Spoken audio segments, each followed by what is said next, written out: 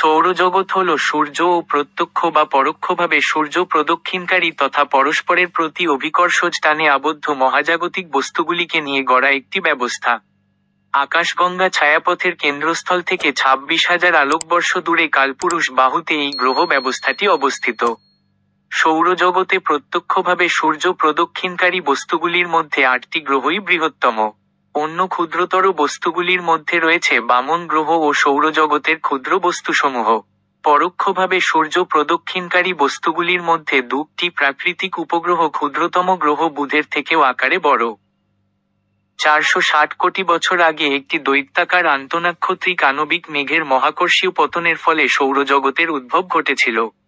সমগ্র সৌরজগতের ভরের অধিকাংশ অংশই রয়েছে সূর্যে এবং অবশিষ্ট ভরের অধিকাংশ ধারণ করে রয়েছে বৃহস্পতি।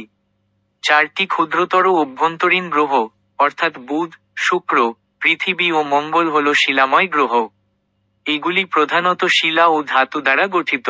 4টি বহিস্থ গ্রহ হল দানব গ্রহ। কারণ, বস্তুগত দিক থেকে এগুলি শিলাময় গ্রহগুলির তুলনায় অনেক কম ঘনত্বযুক্ত হলেও আয়তন অত্যধিক বেশি হওয়ায় অনেক বেশি ভরযুক্ত। এগুলির মধ্যে বৃহত্তম গ্রহ 2টি হল বৃহস্পতি ও শনি। মূলত হাইড্রোজেন ও হিলিয়াম দ্বারা গঠিত বলে এগুলি গ্যাস দানব নামে পরিচিত। অপর 2 সর্ববহিস্থ গ্রহ ইউরেনাস ও নেপচুন তুষার দৈত্য নামে পরিচিত। কারণ এগুলির প্রধান উপাদান হল জল, অ্যামোনিয়া ও মিথেনের মতো উদ্বায়ী, যেগুলি হাইড্রোজেন ও মিথেনের তুলনায় আপেক্ষিকভাবে উচ্চ গলনাঙ্ক যুক্ত। 8টি গ্রহই ক্রান্তিবৃত্ত নামে পরিচিত একটি প্রায় চ্যাপ্টা চাকতির ভিতর প্রায় বৃত্তাকার কক্ষপথে সূর্যকে প্রদক্ষিণ করে। অসংখ্য ক্ষুদ্রতর বস্তুও সৌরজগতের অন্তর্গত। মঙ্গল ও বৃহস্পতি গ্রহের কক্ষপথের মধ্যবর্তী অঞ্চলে সঞ্চরণশীল গ্রহাণু বেষ্টনীর অন্তর্গত বস্তুগুলির উপাদান শিলাময় গ্রহগুলির মতোই শিলা ও ধাতু। নেপচুনের কক্ষপথের বাইরে অবস্থিত কাইপার বেষ্টনী ও বিক্ষিপ্ত চাকতি অঞ্চলে রয়েছে নেপচুন উত্তর বস্তুগুলি। এই বস্তুগুলি মূলত বরফে গঠিত এবং এগুলিরও বাইরে সাম্প্রতিককালে আবিষ্কৃত হয়েছে সেডনয়েডের সমারোহ। এই সকল বস্তুর মধ্যে কয়েকটির আকার এতটাই বড় যে সেগুলির অভিকর্ষজ টান সেগুলিকে গোলকের আকার দানের পক্ষে যথেষ্ট। তবে এই জাতীয় সঠিক কতগুলি বস্তু ওই অঞ্চলে রয়েছে তা এখনো প্রমাণিত নয় বলে সেই বিষয়ে কিছু বিতর্ক রয়েছে। এই ধরনের বস্তুগুলিকে বামন গ্রহের শ্রেণীভুক্ত করা হয়। চিহ্নিত অথবা স্বীকৃত বামন গ্রহগুলির অন্যতম হল সেরেস এবং নেপচুন উত্তর বস্তু প্লুটো ও এরিস। এই 2 অঞ্চল ছাড়াও অন্য বিভিন্ন ধরনের ক্ষুদ্রাকার বস্তু, যেমন ধূমকেতু, সেন্টোর ও আন্তঃগ্রহ ধূলি মেঘ সৌরজগতের বিভিন্ন অঞ্চলের মধ্যে মুক্তভাবে সঞ্চরণশীল। 6টি গ্রহ, 6টি বৃহত্তম সম্ভাব্য বামন গ্রহ এবং অনেক ক্ষুদ্রাকার বস্তুকে প্রদক্ষিণকারী প্রাকৃতিক উপগ্রহেরও অস্তিত্ব আছে। পৃথিবীর চাঁদের নামানুসারে এগুলিকে সাধারণভাবে চাঁদ বলে উল্লেখ করা হয়। প্রত্যেকটি বহিস্থ গ্রহকেই ঘিরে রয়েছে ধূলা ও অন্যান্য ক্ষুদ্র বস্তু দ্বারা গঠিত একটি করে গ্রহীয় বলয়। সূর্য থেকে বাইরের দিকে প্রবহমান বৈদ্যুতিক আধানযুক্ত কণার একটি স্রোত সৌর বায়ু নামে পরিচিত। এটি সৌরগোলক নামে পরিচিত আন্তঃনাক্ষত্রিক মাধ্যমে একটি বুদবুদ তুল্য অঞ্চল সৃষ্টি করেছে। সৌরবিরতি হল সেই বিন্দু যেখানে সৌর বায়ুর চাপ আন্তঃনাক্ষত্রিক মাধ্যমের বিপরীত চাপের সমান। এটি বিক্ষিপ্ত চাকতির সীমা পর্যন্ত বিস্তৃত। দীর্ঘকালীন ধূমকেতুগুলির উৎসস্থল হিসাবে বিবেচিত উর্ট মেঘ সম্ভবত সৌরবিরতির থেকে মোটামুটি 1000 গুণ দূরত্বে অবস্থিত। সূর্য থেকে 2 আলোকবর্ষ দূরের বস্তুও সূর্যকে প্রদক্ষিণ করে। এই দূরত্ব নিকটতম তারা প্রক্সিমা সেন্টরির দূরত্বের অর্ধেক। আবিষ্কার ও অভিযান। সভ্যতার ইতিহাসে অধিকাংশ সময় জুড়েই মানবজাতি সৌরজগৎ সম্পর্কে নানা ভ্রান্ত ধারণা পোষণ করে এসেছিল। পরবর্তী মধ্যযুগ পর্যন্ত প্রচলিত বিশ্বাস ছিল যে, পৃথিবী মহাবিশ্বের কেন্দ্রস্থলে স্থির হয়ে রয়েছে এবং বিন্যাসগত দিক থেকে সেটির সঙ্গে আকাশে সঞ্চরণশীল দিব্য অথবা বায়বীয় বস্তুগুলির বিশেষ পার্থক্য রয়েছে।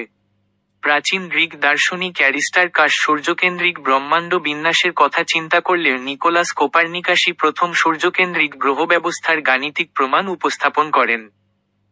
সপ্তদশ শতাব্দীতে গ্যালিলিও গ্যালিলেই প্রথম সৌরকলঙ্ক ও বৃহস্পতির 4টি প্রাকৃতিক উপগ্রহ আবিষ্কার করেন।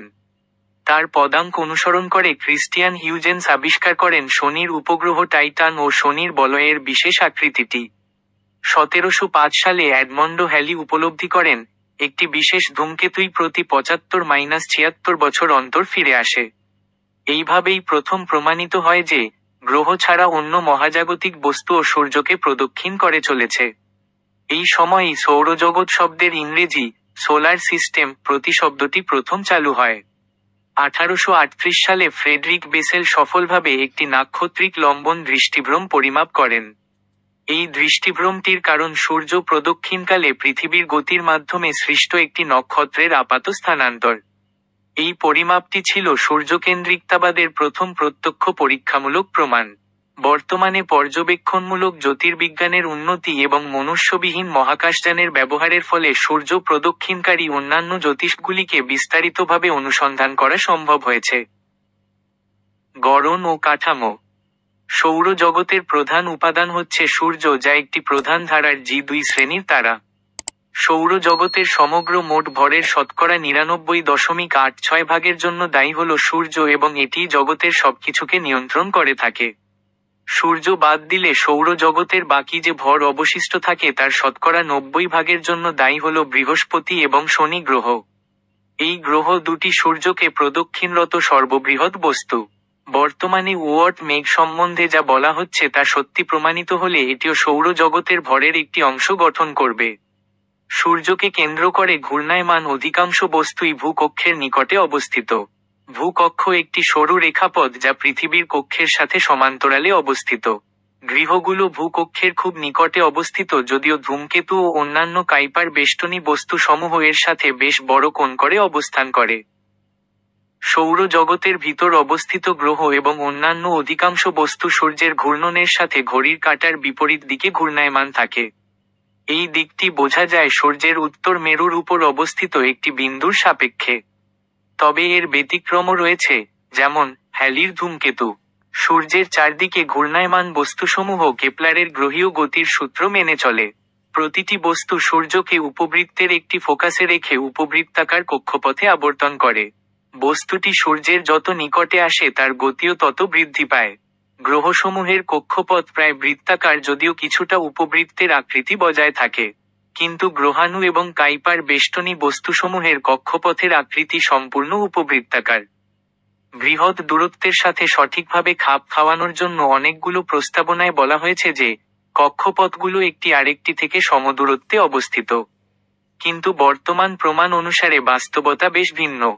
একটি গ্রহ সূর্য থেকে যত দূরে অবস্থিত তার কক্ষপথ এর পূর্ববর্তী গ্রহের কক্ষপথ থেকে তত দূরে অবস্থিত। উদাহরণস্বরূপ, শুক্র এবং বুধ গ্রহের কক্ষপথের মধ্যবর্তী দূরত্ব 0.33 ইউ, কিন্তু শনি এবং বৃহস্পতি গ্রহের কক্ষপথের মধ্যবর্তী দূরত্ব 4.3 ইউ। আবার নেপচুন এবং ইউরেনাসের কক্ষপথের মধ্যবর্তী দূরত্ব 10.5 ইউ। কক্ষীয় দূরত্বের মধ্যে এই পার্থক্যের উপর ভিত্তি করে তাদের মধ্যে একটি আন্তঃসম্পর্ক প্রতিষ্ঠার চেষ্টা হয়েছে অনেকবার, যেমন বোদের তত্ত্ব, কিন্তু এই তত্ত্বগুলো গ্রহণযোগ্যতা পায়নি। সূর্য। সূর্য সৌরজগতের মাতৃতারা ও এর প্রধানতম উপাদান। সূর্যের ভর অনেক বেশি। এই ভরের কারণে অভ্যন্তরভাগে যে বিপুল ঘনত্বের সৃষ্টি হয় তা এই নিউক্লিয় সংযোজন বিক্রিয়াকে চলমান রাখে। এই বিক্রিয়ার কারণে বিপুল শক্তি নির্গত হয়, যে শক্তির অধিকাংশ বিভিন্ন তড়িৎচুম্বকীয় বিকিরণ যেমন দৃশ্যমান বর্ণালী হিসেবে মহাকাশে নির্গত হয়। তারার শ্রেণীবিন্যাস অনুসারে সূর্য মাঝারি ধরনের হলুদ বামন শ্রেণীতে পড়ে। কিন্তু সূর্য এভাবে খাটো করা একদিক দিয়ে ঠিক হবে না, কারণ আমাদের ছায়াপথের অন্যান্য তারার তুলনায় সূর্য বেশ বড় এবং উজ্জ্বল। হের্টজ-স্প্রুং-রাসেল চিত্র অনুসারে তারাসমূহের শ্রেণীবিন্যাস করা হয়। এটা প্রকৃতপক্ষে তারার পৃষ্ঠীয় তাপমাত্রার বিপরীতে উজ্জ্বলতাকে স্থাপন করে অঙ্কিত একটি লেখচিত্র। সাধারণত, তারার উত্তাপ যত বেশি হয় তার উজ্জ্বলতাও তত বেশি হয়। চিত্রের এই গড়নকে যে তারাগুলো অনুসরণ করে তারা প্রধান ধারায় আছে বলে ধরে নেওয়া হয়। সূর্যের অবস্থান এর ঠিক মধ্যখানে। সূর্যের চেয়ে উজ্জ্বল এবং উত্তপ্ত তারা বেশ বিরল হলেও তার থেকে কম উজ্জ্বলতা এবং উত্তাপ বিশিষ্ট তারার সংখ্যা অনেক। প্রধান ধারার যেখানে সূর্য আছে তা থেকে বোঝা যায়, বর্তমানে সে তার জীবনকালের মুখ্য সময়ে আছে। অর্থাৎ সেখানে নিউক্লিয় সংযোজন বিক্রিয়ার জন্য প্রয়োজনীয় হাইড্রোজেনের ভাণ্ডার এখনো ফুরিয়ে যায়নি। সূর্যের উজ্জ্বলতা ক্রমান্বয়ে বাড়ছে। ইতিহাসের একেবারে প্রাথমিক সময়ে এর উজ্জ্বলতা বর্তমান থেকে শতকরা 75 ভাগ বেশি ছিল। সূর্যের হাইড্রোজেন ও হিলিয়ামের অনুপাত নির্ণয়ের মাধ্যমে জানা গেছে সে তার জীবনকালের মাঝামাঝি পর্যায়ে আছে। এক সময় সে প্রধান ধারা থেকে সরে যাবে, ক্রমান্বয়ে বড়, উজ্জ্বল, শীতল ও লাল হতে থাকবে। এভাবে 500 কোটি বছরের মধ্যে লোহিত দানবে পরিণত হবে। সে সময় তার দীপন ক্ষমতা হবে বর্তমানের চেয়ে কয়েক হাজার গুণ বেশি। সূর্য পপুলেশন এক তারা হিসেবে চিহ্নিত হয়েছে, অর্থাৎ মহাবিশ্বের বিবর্তনের শেষ পর্যায়ে এটি গঠিত হয়েছে। এতে হাইড্রোজেন ও হিলিয়ামের চেয়ে ভারী মৌলের পরিমাণ অপেক্ষাকৃত প্রবীণ পপুলেশন 2 তারার তুলনায় বেশি। হাইড্রোজেন ও হিলিয়ামের চেয়ে ভারী মৌলগুলো প্রাচীন ও বিস্ফোরিত তারার কেন্দ্রে প্রথমবারের মতো গঠিত হয়েছিল। তাই মহাবিশ্ব এই ভারী পরমাণু দিয়ে সমৃদ্ধ হওয়ার পূর্বেই প্রথম প্রজন্মের তারাগুলো মৃত্যুবরণ করেছিল। প্রাচীনতম তারাগুলোতে ধাতু খুব কম, কিন্তু অপেক্ষাকৃত নবীন তারায় ধাতুর পরিমাণ বেশি। সূর্যের মধ্যে অনেক ধাতু থাকার কারণেই এই গ্রহ জগৎ গঠিত হতে পেরেছে বলে ধারণা করা হয়। কারণ, ধাতুর বিবৃদ্ধি থেকেই গ্রহ গঠিত হয়।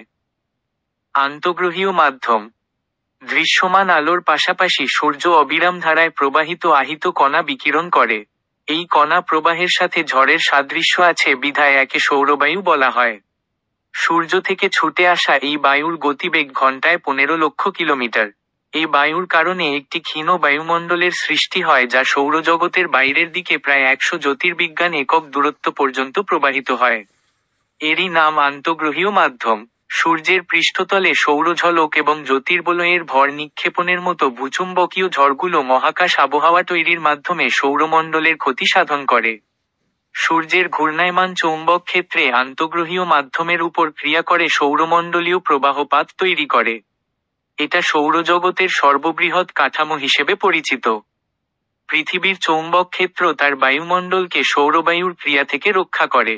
শুক্র ও মঙ্গল গ্রহে চৌম্বক ক্ষেত্র না থাকায় সৌরবায়ুর প্রভাবে তাদের বায়ুমণ্ডল ক্রমান্বয়ে মহাকাশে বিলীন হয়ে যাচ্ছে। সৌরবায়ুর সাথে পৃথিবীর চৌম্বক ক্ষেত্রের মিথস্ক্রিয়ার কারণে অপরূপ মেরুজ্যোতির সৃষ্টি হয়। পৃথিবীর চৌম্বক মেরুর নিকটে এই জ্যোতি দেখা যায়। মহাজাগতিক রশ্মি সৌরজগতের বাইরে উৎপন্ন হয়। এক্ষেত্রে সৌরমণ্ডল সৌরজগতের জন্য ঢাল হিসেবে কাজ করে। এর পাশাপাশি বিভিন্ন গ্রহের চৌম্বক ক্ষেত্রগুলোও কিছুটা প্রতিরক্ষার কাজ করে।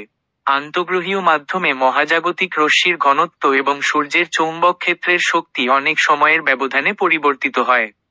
এই কারণে সৌরজগতের ভেতরে মহাজাগতিক বিকিরণের পরিমাণও সময় সময় পরিবর্তিত হয়। অবশ্য কি পরিমাণে পরিবর্তিত হয় তা এখন পর্যন্ত জানা যায়নি। মহাজাগতিক ধূলির অন্তত 2টি চাকতির মতো অঞ্চল এই আন্তঃগ্রহীয় মাধ্যমে অবস্থান করে। প্রথমটির নাম রাশিচক্রের ধূলিমেঘ যা সৌরজগতের ভেতরের দিকে অবস্থান করে এবং রাশিচক্রের আলো সৃষ্টির কারণ হিসেবে কাজ করে। গ্রহগুলোর মিথস্ক্রিয়ার কারণে গ্রহাণু বেষ্টনীতে যে সংঘর্ষের সূত্রপাত ঘটেছিল তার মাধ্যমেই এই ধূলিমেঘ গঠিত হয়েছে বলে ধারণা করা হয়। দ্বিতীয় অঞ্চলটি 10 থেকে 40 জ্যোতির্বিজ্ঞান একক দূরত্ব পর্যন্ত বিস্তৃত। কাইপার বেষ্টনীর ভেতর একই ধরনের সংঘর্ষের কারণে এই অঞ্চলের সৃষ্টি হয়েছিল।